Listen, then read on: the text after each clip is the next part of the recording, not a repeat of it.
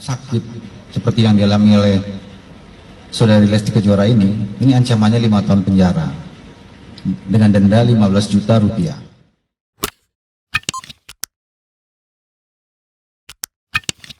Sakit seperti yang dialami oleh saudari Lesti Kejora ini ancamannya 5 tahun penjara.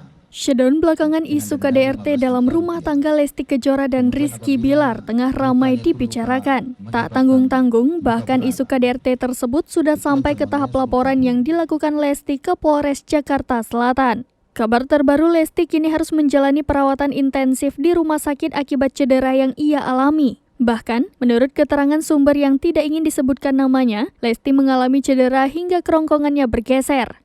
Kasus KDRT ini pun menjadi perhatian pihak Polda Metro Jaya dan akan segera diproses. Kabid Humas Polda Metro Jaya Endra Zulpan dalam konferensi pers pada Jumat 30 September 2022 mengatakan, kasus KDRT yang menyebabkan luka akan dikenakan sanksi 5 tahun penjara dan denda uang sebesar 15 juta rupiah.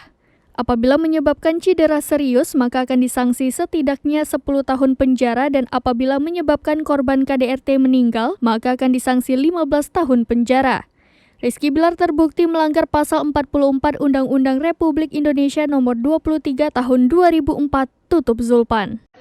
Ancaman hukumannya akibat perbuatan ini ada 3 bentuk ya. Yang pertama, kalau menyebabkan luka, sakit seperti yang dialami oleh saudari Lesti Kejora ini ancamannya 5 tahun penjara dengan denda 15 juta rupiah.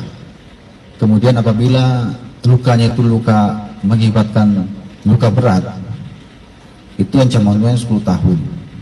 Kemudian kalau mengakibatkan lebih di atas itu lagi sampai meninggal dunia, itu 15 tahun.